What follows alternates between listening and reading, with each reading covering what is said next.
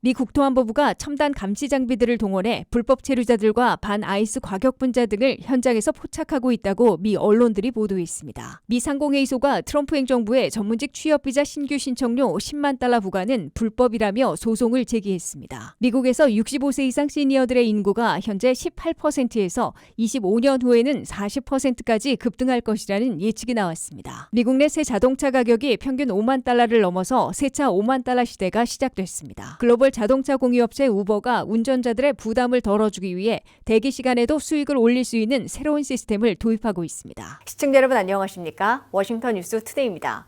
미 국토안보부가 눈동자인 홍채 스캔과 얼굴 인식 등 첨단 감시 장비들을 총동원해 불법 체류자들과 반아이스 과격분자 등을 현장에서 포착하고 있는 것으로 나타났습니다. 한 달 이상 전개하고 있는 시카고의 미드웨이 블리츠 작전에서 연방 요원들이 현장에서 실시간 위험 인물들을 포착해 체포하는 현장 가동을 하고 있는 것으로 미 언론들은 전하고 있습니다. 한면태 기자가 보도합니다. 트럼프 행정부는 불법 체류자 체포 추방 작전을 범죄와의 전쟁과 결합하고 연방 요원들이 현장에서 실시간 포착이 가능한 첨단 감시 장치들을 총동원하고 있다고 워싱턴 포스트가 보도했습니다. 트럼프 행정부는 첨단 감시 장치들을 총동원해 항의 시위대 등에 대한 집단 사진을 드론으로 찍어 눈동자, 홍채를 스캔하거나 얼굴 인식 앱에 넣어 데이터베이스와 대조해 즉석에서 신원을 파악하고 체포 대상자들을 포착해내고 있다고 워싱턴 포스트는 전했습니다. 트럼프 행정부는 홍채 스캔과 얼굴 인식뿐만 아니라 영장 없이 전화를 해킹하는 소프트웨어, 셀폰 위치 추적, SNS 포스트 검색과 포착 분류 등을 쉽게 해주는 프로그램 등을 민간에서 사들여 총동원하고 있다고 워싱턴 포스트는 밝혔습니다. 국토안보부는 BBB 법으로 4년간 1,700억 달러나 새로 배정받은 막대한 이민 단속 관련 예산으로 민간 업체들로부터 첨단 감시 장치들을 잇따라 사들이고 있습니다. 최근에는 460만 달러를 들여 홍채 스캐너를 스마트폰에서 사용할 수 있는 프로그램을 사들여 현장에서 불법 체류자들이나 과격 행동을 하는 사람들의 홍채를 스캔해 즉석에서 데이터베이스와 대조해 신원을 확인하고 있습니다. 또한 집단으로 몰려든 시위대 등을 드론으로 사진을 촬영한 후에 얼굴 인식 앱을 가동해 신원을 파악하고 체포에 나서고 있습니다. 이를 위해 375만 달러를 들여 얼굴 인식 시스템을 사들였으며 2만 8,500달러짜리 드론도 구입했습니다. 국토안보부는 3천만 달러를 들여 이미그레이션 OS를 새로 구축해 불법 체류자 추적 체포와 자기 추방 자진 출국 등의 움직임을 축적하고 있습니다. 아이스에서 특별 수사를 맡고 있는 HSI 국토안보부 특별수사대 7,700명이 첨단 감시 장비를 총동원한 새로운 추적 체포 작전에 전력 투구하고 있습니다. 트럼프 행정부의 새로운 작전에서는 당초 불법 체류자들 중에 형사범죄자들을 최우선 타겟으로 삼았으나 최근에는 안티파라는 극좌 과격단체, 반아이스 시위를 부추기고 있는 강경파 운동가 등을 최우선 저지하는 데 주력하고 있는 것으로 워싱턴 포스트는 밝혔습니다. 트럼프 행정부는 새로 구축한 첨단 감시 시스템을 한 달 이상 계속되고 있는 시카고에서의 미드웨이 블리츠 작전에서 현장 가동하고 있는 것으로 워싱턴 포스트는 해석했습니다. WKTV 뉴스 한면택입니다. 미 상공회의소가 H-1B 전문직 취업비자 신규 신청료로 10만 달러를 부과하려는 트럼프 행정부의 정책은 불법이라며 소송을 제기했습니다. 미 상공회의소는 트럼프 행정부가 외국인들의 미국 입국이나 체류와 관련한 분명한 권한을 갖고 있지만 H-1B 비자 신청에 10만 달러나 부과한다면 창업이나 중소업체들에겐 인재들을 더 이상 구하기 어렵게 만들어 심각한 타격을 가하게 된다며 법원이 중단시켜줄 것을 요청했습니다. 미국에서 300만 중소업체 업주들을 회원으로 두고 있어 최대의 비즈니스 로비 단체로 꼽히는 미 상공회의소가 트럼프 행정부의 10만 달러짜리 H-1B 전문직 취업비자 시행 방안에 소송으로 제동을 걸고 나섰습니다. 미 상공회의소는 트럼프 행정부가 H-1B 전문직 취업 비자에 10만 달러의 수수료를 부과하는 것은 대통령의 권한을 넘어서 1990년 이 비자를 신설한 연방의회의 수수료 규정을 분명하게 위반한 불법이라고 지적했습니다. 미 상공회의소는 특히 H-1B 비자 신규 신청에 10만 달러를 부과할 경우 인재들을 고용하는 데 드는 고용 비용이 급등하거나 숙련 기술자들을 고용할 능력이 급감해 미국 내 비즈니스에 심각한 피해를 가할 것이라고 밝혔습니다. 미 상공회의소는 창업자들이나 중소업체들은 심각한 타격을 받게 된다고 호소하고 연방법원에 10만 달러 H-1B 비자 시행을 중지시켜달라고 요청했습니다. 미 상공회의소와는 별도로 헬스케어와 노조연합체들도 연대해 소송을 제기했습니다. 글로벌 간호사협회와 최대 산별 노조연합체, 자동차 노조연합회 등도 공동으로 H-1B 비자의 10만 달러 수수료 부과 정책이 불법이라며 소송을 제기해놓고 있습니다. 중소업체 업주들과 노조연합체가 동시에 소송을 제기하고 나서 트럼프 행정부 H-1B 전문직 취업비자 신규 신청이 10만 달러를 부과하는 정책을 강행할 수 있을지 법원의 판단이 주시되고 있습니다. 다른 이민 관련 사안들과 마찬가지로 연방 대법원까지 올라가는 지루한 법정 투쟁이 벌어질 가능성도 제기되고 있습니다. 트럼프 행정부는 지난 9월 H-1B 전문직 취업 비자를 새로 신청할 때 한 번 10만 달러를 부과하고 트럼프 골드카드는 100만 달러를 받고 영주권을 발급할 것이라는 새 정책을 공표한 바 있습니다. 실제로는 내년 3월이나 4월에 적용되는 H-1B 비자 신규 신청 시에 10만 달러 부과가 실행되면 독점적 지위를 확보하려는 일부 대기업들을 제외하고는 상당수 대기업들도 외국 인재들을 영입하는 데 평균 12만 달러의 고연봉에 10만 달러 추가 비용을 들여야 하므로 대폭 줄일 것으로 예상되고 있습니다.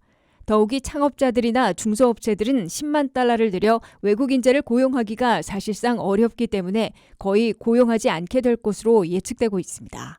그런 상황에선 학사 6만 5천 명, 미국 석박사 2만 명 등 한 해에 8만 5천 명에게 제공하는 H-1B 비자의 연간 쿼터도 채우지 못할 것으로 예고되고 있습니다. H-1B 비자 이용자의 급감은 곧바로 취업 이민의 여파를 미쳐 미국 영주권을 취득하는 외국인들이 한 해에 100만 명 안팎에서 40만 명대로 급감할 것으로 추산되고 있습니다. 그럴 경우 미국인 인재 고용을 늘려야 할 것으로 보입니다. 반면 미국 기업들의 경제적 손실이 예상되며 AI 인공지능 시대에 미국이 첨단 분야 국가 경쟁에서 중국 등에 뒤처질지 모른다는 비판도 제기되고 있습니다. 미국에서 65세 이상 시니어들의 인구가 현재 전체의 18%에서 25년 후에는 40%까지 급등할 것이라는 예측이 나왔습니다. 이처럼 미국의 노년층은 더 오래 살게 됐으나 노후 계획은 태구적이어서 사회적 부담이 가중될 것으로 경고되고 있습니다. 한면태 기자의 보도입니다. 미국도 시니어들의 급증으로 인구 고령화 문제가 갈수록 심각해질 것으로 우려되고 있습니다. 미국에서 65세 이상 시니어들은 2024년 현재 6,120만 명으로 전체 인구에서 18%를 차지하고 있습니다. 이는 전년보다 3.1%나 늘어난 겁니다. 해마다 급증하고 있어 앞으로 25년 후인 2050년에는 시니어들의 인구 비율이 40%까지 급등할 것으로 MIT 대학 에이지랩, 즉 고령화 실험실이 새 보고서로 발표했습니다. 시니어 인구 비율은 2024년 현재 18%에서 2040년에는 22%로 더 올라가고 2050년에는 40%까지 더 급등할 것으로 예측되고 있습니다. 최신 통계인 2020년에서 2024년까지 5년간 미국의 시니어 인구는 13포인트나 늘어났습니다. 이는 일하는 근로세대인 18세에서 64세 사이의 1.4% 증가보다 근 10배나 빠른 급증입니다. 어린이들의 증가율 1.7%보다도 시니어 인구의 증가율이 압도하고 있습니다. 미국에서는 현재 7,600만 명이나 되는 베이비 부모들이 지속적으로 나이를 먹으면서 은퇴하고 있고 수명은 길어져 고령 인구들이 많이 증가하는 추세를 보이고 있습니다. 2025년 올해에는 피크 65로 불리고 있는데 올해에 65세 시니어가 되는 인구가 가장 많다는 뜻입니다.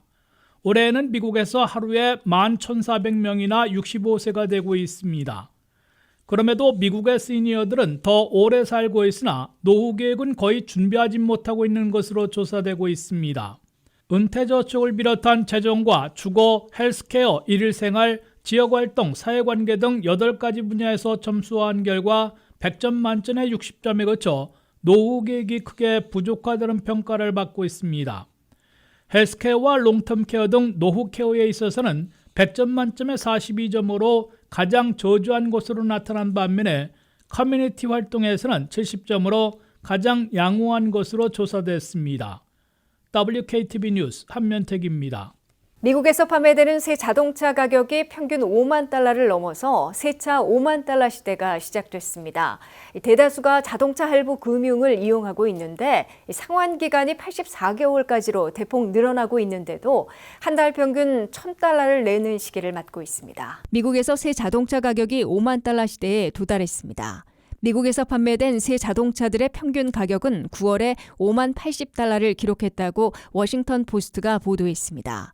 자동차 가격을 산정하고 있는 켈리 블루북이 발표한 새 차들의 평균 가격이 9월에 마침내 5만 달러를 넘어 5만 달러 시대를 연 것이라고 워싱턴 포스트는 밝혔습니다. 여기에 60여 개 모델들의 평균 가격은 7만 5천 달러에 달했습니다. 럭셔리 고급차들과 고가의 전기차들이 많이 나오면서 미국 내 새차 가격을 끌어올리고 있다고 워싱턴 포스트는 전했습니다. 미국민들은 45%가 자신이 타고 있던 자동차를 딜러십에 넘기고 새 차를 살 때 다운페이먼트로 사용하는 트레이드인을 이용하고 있는 것으로 나타났습니다. 그런데 트레이드인 하는 사람들의 28%는 중고차에서 평가받는 차 가격이 남은론에 미달하는 네거티브여서 역대출을 더 받고 있는데 평균으로 6,905달러나 추가 융자를 받고 있는 것으로 집계됐습니다. 역대출을 받지 않아도 되는 고객들은 오히려 10,000달러 이상 새차 융자를 더 받고 있습니다. 이 때문에 트레이드인하거나 그렇지 않은 사람들 할 것 없이 고가의 새 차를 구입하며 더 많은 자동차 할부 금융 융자를 받고 있습니다. 3분기 현재 미국민들이 새 차를 사면서 이용한 자동차 할부 금융은 평균 42,647달러로 1년 전보다 2,000달러 더 늘어났습니다. 새 차를 구입한 고객들의 20%는 한 달 평균 자동차 할부금으로 1,000달러 이상을 내고 있는 것으로 조사됐습니다.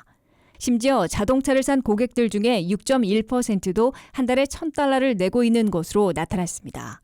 트레이드인하고 새 차를 구입한 고객들만 보면 한 달 평균 907달러를 상환하고 있습니다. 월 상환금 부담을 줄이기 위해 각 자동차 금융회사들은 할부 금융 상환 기간을 최대 84개월까지로 늘리고 있습니다. 자동차 가격의 상승은 자동차 보험료의 인상도 불러오고 있습니다. 최근 추가 수입을 원하는 사람들이 늘어나면서 우버 운전자가 꾸준히 늘고 있지만 그만큼 불만의 목소리도 커지고 있습니다. 보험료와 차량 유지비 상승과 낮은 수익 구조, 악성 별점으로 인한 계정 비활성화 같은 불안정한 근무 환경까지 겹치면서 불만이 커지고 있는데요. 이에 우버가 인공지능 기술을 활용해 대기 시간에도 수익을 올릴 수 있는 새로운 시스템을 도입하고 있습니다. 안혜린 기자입니다. 글로벌 차량 공유업체 우버의 운전자 수가 최근 꾸준히 증가하고 있습니다. 생활비 상승과 유연한 근무 형태를 찾는 사람이 늘면서 우버 운전을 선택하는 이들이 많아지고 있는 겁니다. 하지만 보험료가 꾸준히 오르고 차량 유지비와 유류비 역시 상승하고 수익이 기대만큼 늘지 않으면서 실제로 손해지는 금액이 줄어드는 등 수익적인 부담과 승객 불만이 접수되면 사전 경고 없이 계정이 정지되는 등 운전자 생계에 직접적인 타격을 주는 시스템이 문제로 꼽혀왔습니다. 이처럼 수익 감소, 비용 부담, 비활성화 리스크, 불투명한 평가 시스템 등으로 인해 운전자들의 불만이 누적되자 우버는 최근 새로운 해법을 제시했습니다. 바로 운전자들이 손님을 기다리는 시간에도 수익을 얻을 수 있는 대기시간 일거리 제공 시스템입니다. 우버는 워싱턴 DC에서 열린 온리원 우버 행사에서 자사 인공지능 솔루션 그룹과 협력해 운전자들에게 간단한 디지털 업무를 제공하는 계획을 발표했습니다. 운전자들은 이동 중이 아닌 대기 시간에 우버 드라이버 앱을 통해 이런 업무를 수행할 수 있습니다. 예를 들어 AI 모델 학습에 필요한 사진을 업로드하거나 특정 언어나 억양으로 문장을 녹음하는 등의 간단한 작업이 이에 해당합니다. 보수는 업무 난이도와 예상 소요 시간에 따라 달라지며 운전자는 작업을 수락하기 전에 예상 수익을 미리 확인할 수 있습니다. 우버는 AI 일거리 제공 시스템을 이미 인도에서 시범 운영을 마쳤고 이번에 미국에서도 시험적으로 서비스를 시작했습니다. 이와 함께 우버는 여성 운전자와 여성 승객을 연결해주는 서비스를 확대하고 승객 탑승이 예정보다 5분 이상 지연될 경우 운전자에게 추가 보상을 지급하는 지연승차 보장 제도도 도입합니다. 우버의 이번 조치는 운전자들의 불만을 완화하고 대기 시간 등 비효율적인 구간에도 수익 기회를 부여함으로써 근무 만족도를 높이려는 시도로 보이고 있습니다. 운전자들이 겪는 현실적 어려움을 기술 기반으로 해결하려는 시도라는 점에서 향후 이 모델이 다른 플랫폼 업계에도 영향을 미칠지 주목되고 있습니다. WKTV 뉴스 안혜린입니다. 이상으로 워싱턴 뉴스투데이를 마치겠습니다. 시청해주신 여러분 고맙습니다.